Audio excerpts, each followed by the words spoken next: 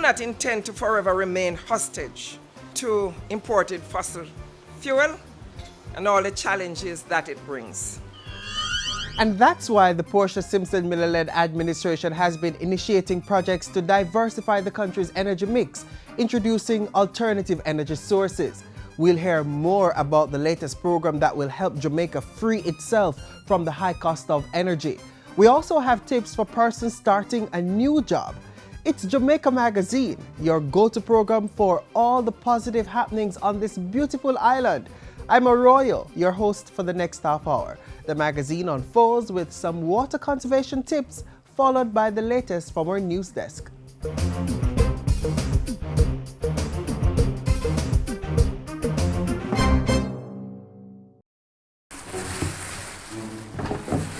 Some water we drink, please. Water gone. But me need water for cook. So how me go wash? Let's weather the drought. Start conservation measures today. Check for leaks around your house. Opt for shorter showers over long baths. Reuse water to water plants and lawn. Watch the amount of water you and your family use. Try cooking methods that don't require much water. And if you have a vehicle, avoid washing it regularly. Remember, water is as important as the air we breathe. So conserve our water, conserve our life.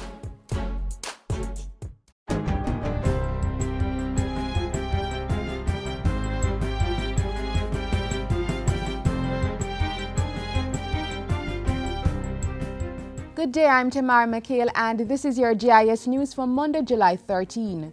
2,175 at-risk youth in 7 parishes are benefiting from a youth camp put on by the Jamaica Social Investment Fund, JSIF. An agreement was signed last Friday for the $27 million project, which falls under the Integrated Community Development Program. It is also another activity among a range of programs that my administration is utilizing to prepare our youth for employment or even to start their own businesses as we confront the problem of youth unemployment. 24 summer camps will be held in 18 communities across the parishes of Kingston, St. Andrew, St. Catherine, Westmoreland, St. James, Clarendon and St. Anne. Government is to develop a cultural and creative fund to help more local artists get access to finance. The fund is one of 3 immediate plans by the Industry Ministry to build a vibrant local film sector. The establishment of a post-production facility and the creation of a film guild are also being implemented. Industry Minister Anthony Hilton announced the plan Saturday night as he addressed the closing ceremony for the Jamaica Film Festival. It is our responsibility, indeed our duty, to support the development of this nascent talent in our people. We must work to make them the owners of content rather than simply participants, and thus the rights holders in intellectual property. The minister declared the inaugural film festival a success. Hollywood actors and directors participated in the 5-day event, which screened 43 films, 17 of which were locally produced. Medical staff and patients at the Kingston Public Hospital are now enjoying the ease and comfort of 2 new elevators. The elevators were commissioned into service by Health Minister Dr. Fenton Ferguson on Friday, just a few months after another elevator at the hospital was upgraded. So we are very happy that we are now commissioning elevator 1 and 3 today. And as we speak, we are working on another elevator at Victoria Jubilee, and we'll be working on others at National Chess and Spanish Town during this financial year. The 2 elevators were installed at a cost of over $30 million and will improve service delivery at the hospital, especially for surgical operations. Minister Ferguson says $20 million has been set aside to carry out similar work at the Spanish Town and National Chest hospitals. The Ministry of Health is working towards a 3% reduction in the number of Jamaicans who abuse alcohol by the year 2018. Health Minister Dr. Fenton Ferguson says this will be done through the National Strategic and Action Plan for the Prevention and Control of Non-Communicable Diseases. The 2013 to 2018 Action Plan has been approved by Cabinet. Any behavioral practice which is a causal factor for more than 200 disease and injury conditions must be of concern to us. A range of mental and behavioral disorders and results in 5.9% of deaths worldwide. Needs an intervention that is comprehensive in its approach and impact with regulatory measures and even punitive actions where necessary. Dr. Fenton Ferguson was speaking at a national alcohol policy workshop held at the Medallion Hall Hotel in St. Andrew on July 7. As part of the NCD plan, the ministry will be strengthening the capacity of primary care centers to prevent and treat hazardous drinking and alcohol use disorders.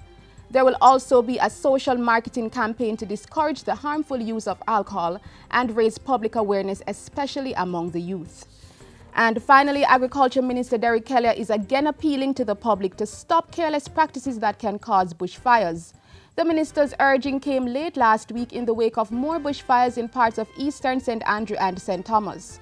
He was addressing farmers at the Jamaica Agricultural Society's 120th Annual General Meeting held at the Denby Showgrounds in Clarendon.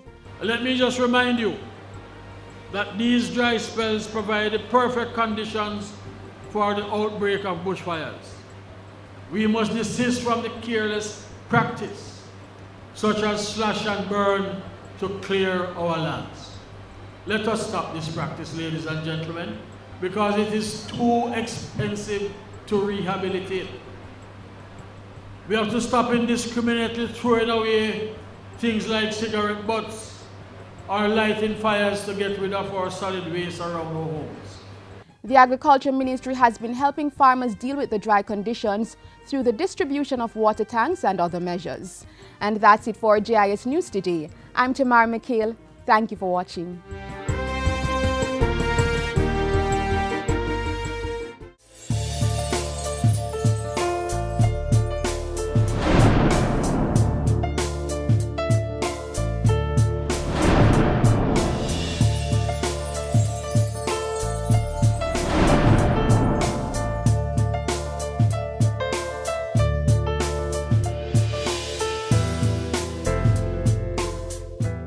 At the top of the show, Prime Minister Portia Simpson Miller committed her government to increasing the use of alternative energy sources to end the island's dependence on oil imports. Keep watching to hear more about that and other top stories coming out of the office of the Prime Minister.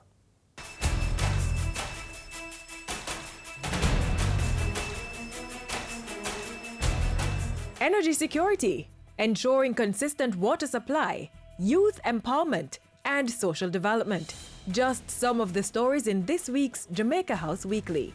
Today, we are renewing the commitment of my administration to the development of clean, affordable, renewable energy. That's why Prime Minister Portia Simpson Miller was in Content Village, Clarendon on Thursday. She broke ground for a 20-megawatt, $62 million solar energy program being undertaken by Content Solar Limited, a subsidiary of WRB Enterprise. 92,000 solar panels are to be installed on 160 acres of land, making it the largest solar energy farm in the Caribbean when it's delivered by June next year. Successful implementation of the project will see the island reducing its oil import by 80,000 barrels per year for the next 30 years. We do not intend to forever remain hostage to imported fossil fuel and all the challenges that it brings. At the end of last year, Jamaica's oil import bill exceeded the value of our export of goods by over 118%. Another precious commodity drew Prime Minister Simpson Miller's attention this past week. On Wednesday, she signed a 5-year, $4.9 billion contract to ensure that the corporate area receives a more regular water supply by limiting wastage and theft. The National Water Commission will receive help from Israeli-based non-revenue water reduction specialist, MIA. Under this 5-year project supported by the Inter-American Development Bank, and I want to pause to thank the IDB, MIA will implement strategies and action to enable the NWC to improve its performance and maximize the collection of income for water it produces. MIA will conduct an audit of the network to determine the precise situation with regard to non-revenue water and how best to reduce these figures to 37% within 2 years, 30% within 3 years, and 20% in the 5th year. Currently, 108 million litres, or more than half of the water produced daily in the corporate area, does not generate revenue for the NWC. This project should increase the Commission's revenues by $250 million. 650,000 businesses and residents in the corporate area will benefit. Let me encourage all the participants to do well and to make the most of this excellent opportunity. I look forward to more programs such as these, which put our people, especially our youth, at the center of development, economic growth, social development, and prosperity. On Friday, Prime Minister Portia Simpson Miller supported the signing of a $27 million youth summer camp program spearheaded by the Jamaica Social Investment Fund. 2,175 at-risk youth in 18 communities across 7 parishes will be engaged in 24 camps over the summer. The initiative forms part of the World Bank-funded Integrated Community Development Program. The youth camp will provide education, behavior modification, skills training, and recreational opportunities for Jamaicans 6 to 30 years old. Adults were also in the mix for social development this past week. 77 adults from Majesty Gardens now have their high school diploma. The 2-year, $15 million project was facilitated by the Jamaican Foundation for Lifelong Learning and sponsored by the PIOJ and CSJP. We are on a mission to change the lives of the people of Southwestern St. Andrew. And you are changing lives in Majesty Gardens. Never stop improving yourselves. Keep on moving higher and moving up. Prime Minister Portia Simpson Miller has thanked outgoing ambassador to the U.S. Professor Stephen Vassiani for his shrewd stewardship, which she says has led to deeper partnerships with the United States. As the island's permanent representative to the OAS, Mrs. Simpson Miller said Ambassador Vassiani also gained the respect and admiration of his colleagues for his measured approach to the post. Ambassador Vassiani demits office on July 17 after serving for 3 years. He is to return to academic life at the university level. That's it for Jamaica House Weekly. Join us next time for the latest stories coming out of the office of the Prime Minister.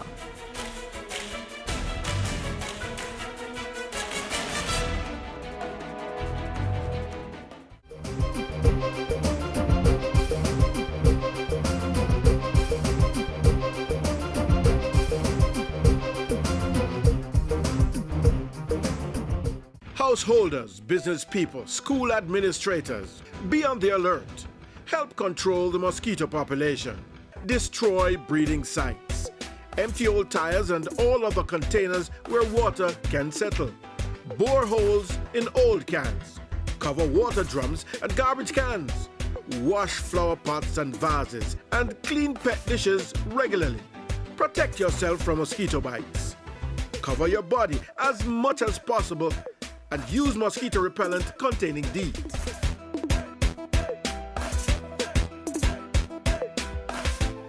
Summer workers, new workers, or currently employed persons, this next feature is for you. Question: if I asked persons you work with, would they say you are professional? No, I'm not talking about your paid occupation. What I'm getting at is professionalism, your conduct at work. You see, the thing is, skills are all good and well. I mean, if a barber can't trim, well, you know the rest. But equally, if he doesn't do the job with the right attitude, well, he may very well find himself skilled, but out of a job. Professionals are punctual. They don't show up late for work, assignments, or meetings, because it would suggest that they don't care or value other people's time. And that's it for GIS News today. I'm Tamara McHale. Thank you for watching. Swearing, cursing, or cussing has no place at work. Using curse words make it seem as if your vocabulary is limited. It also says you have very little respect for those around you. And the same is true for gossiping. This can only lead to arguments and distrust in the office. Just don't do it. If you make a mistake, own up to it and do your best to correct it, but don't blame others for your errors. When you have disagreements with your co-workers, yes, it happens. Don't let yourself lose control, right, Carrie? No name calling, shaming, slamming of doors, or physical attacks. Also, don't lie. That never makes anyone look good. Oh, and that also goes for lying on your resume and about being sick when you aren't. A true professional is willing to help his or her coworker when that person has too much to do or simply doesn't know how to complete a particular task. Don't be afraid to share your knowledge, skills, or even an extra pair of hands. Remember, one person's success reflects on the entire business. The reverse is also true. Here's another truth. The absence of professionalism is usually more obvious than its presence. What do you think people are or aren't noticing about you? Mastering workplace communication, even for communications officers, can be a challenge, and the right thing to say often comes down to who says it, how it's said, to whom it's said, and when it's said. But a trip online recently uncovered some interesting tips on a few office discussion no-nos that are at least worth considering.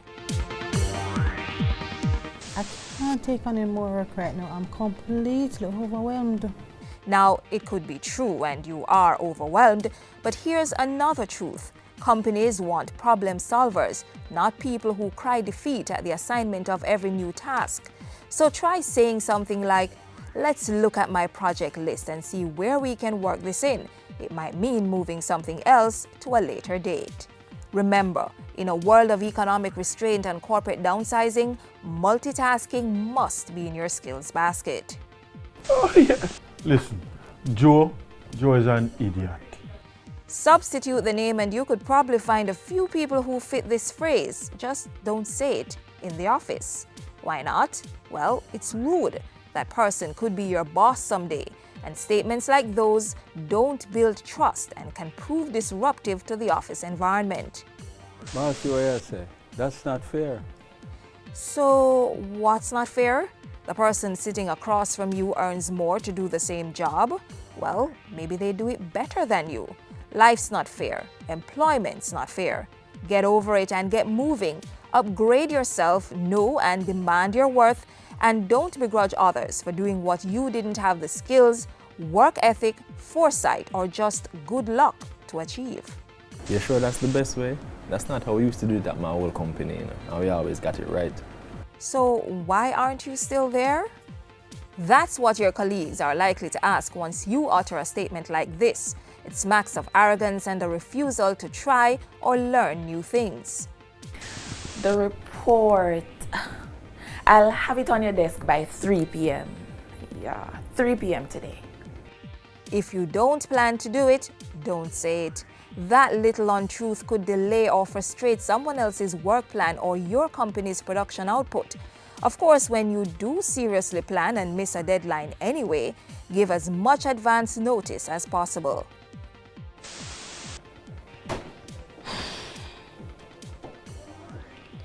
I'm bored. Likely responses: anger from your overworked colleague, disdain from the one who thinks you're a slacker, and well, your boss is likely to question why you're getting a paycheck this month. Next time your work pile looks thin, be innovative and find new projects to pursue. It could be the stuff of promotions and bonuses. Miranda Priestley's the editor-in-chief of Runway. So you don't read Runway? No.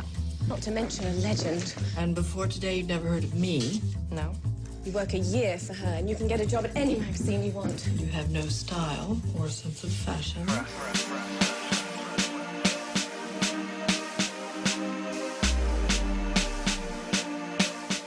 Though it may seem trivial as you consider all the factors for success in the world of work, what you wear cannot be overlooked.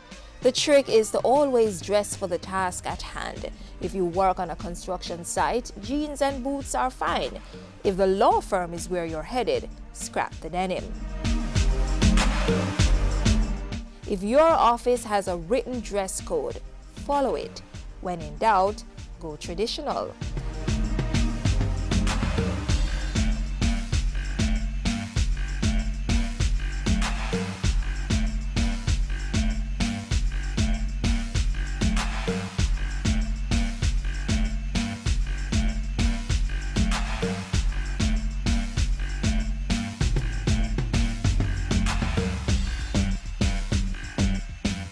Again, it all depends on the nature of your work. So if your office style is business casual, a more structured version of what you already like to wear in your personal life should work. For the office that's all about business, a well-tailored suit is a must. If you work from home, well, it's simple. No pajamas, please. For the construction site or any job that's likely to involve grease or dirt, get a uniform for the work site. But if, say, the fashion industry is where you're at or headed, it's tricky. Essentially, people expect you to look the part. For a fashion house or designer, if you can, wear something from their label, but don't overdo it. Show them you understand their style sensibility, and you don't have to bust the budget either. Invest in a few moderately priced foundation pieces and add just the right touch of accessories to ramp up the fashion quotient. But if nothing else sticks today, remember, presentation counts, casual shouldn't mean slovenly, and dress as you want to be seen.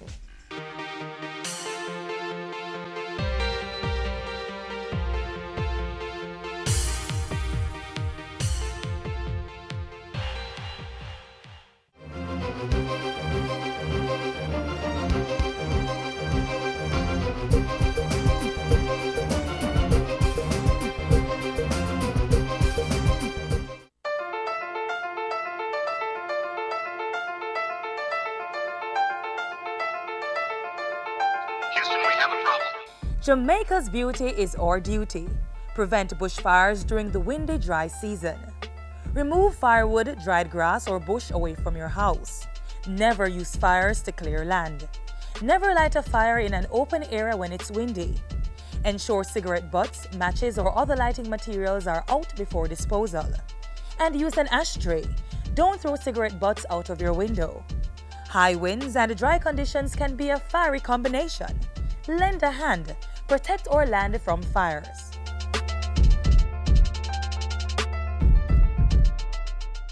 As parts of the island continue to experience drought, the National Water Commission has been forced to restrict water supply to several areas.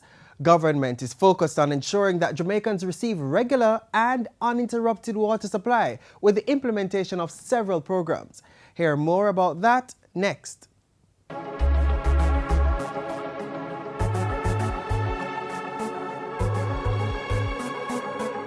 The government has invested $1 billion Jamaican dollars in a recharge project, which will ensure the continuous extraction of water from the South St. Catherine limestone source.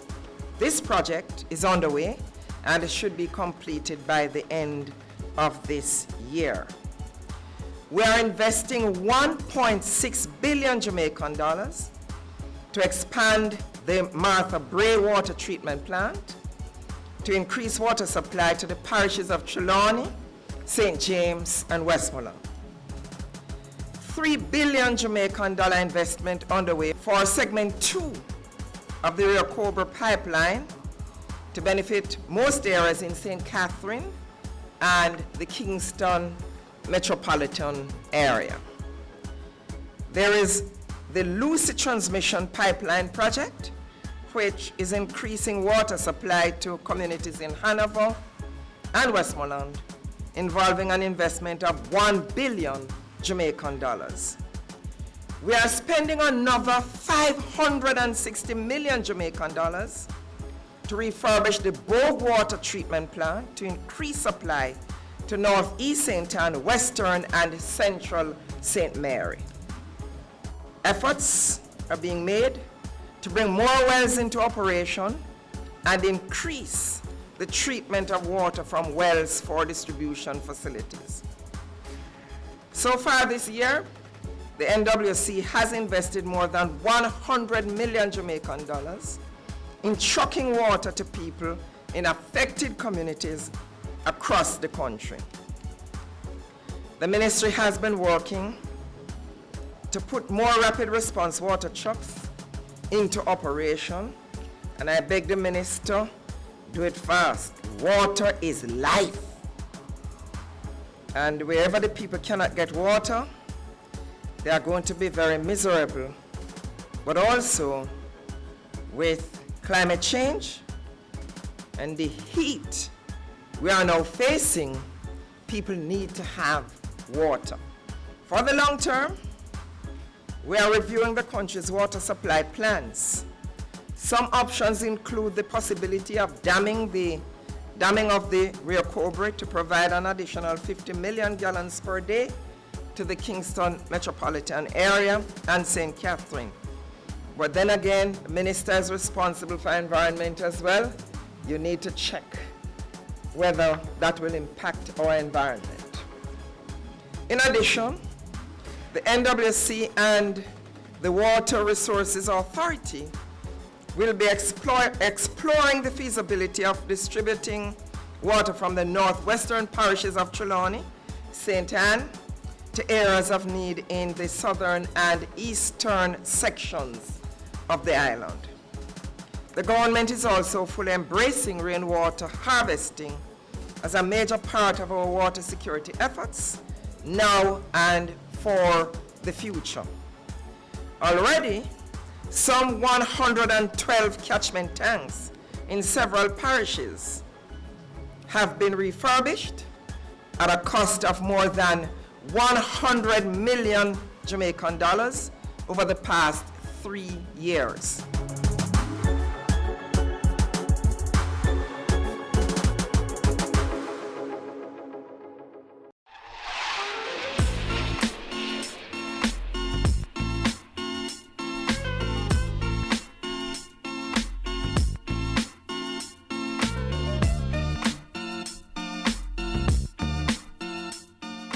Our time on this station is up, but only for today. We'll be back around the same time tomorrow.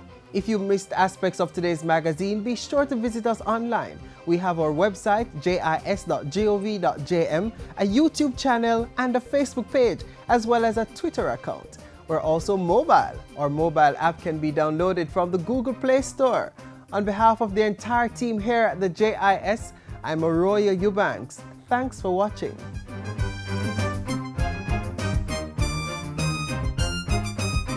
This has been a production of the Jamaica Information Service, the voice of Jamaica.